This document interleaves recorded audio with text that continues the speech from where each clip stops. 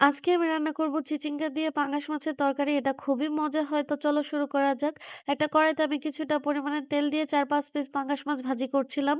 পাঙ্গাস মাছগুলো ভাজি হয়ে যাওয়ার পর নামিয়ে নিব এবং সেই তেলে আমি কিছুটা পরিমাণ পেঁয়াজ কুচি দিয়ে দিব।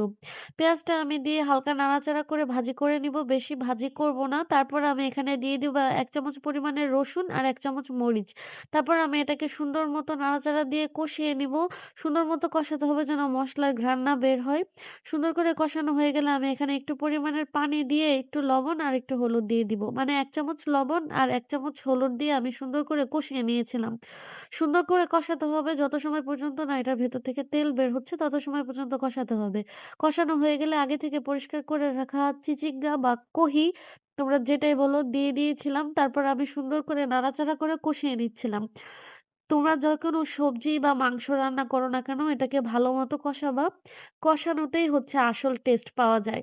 সুন্দর মতো কষানো হয়ে গেলে আমি এখানে পর্যাপ্ত পরিমাণের পানি দিয়ে দিয়েছি।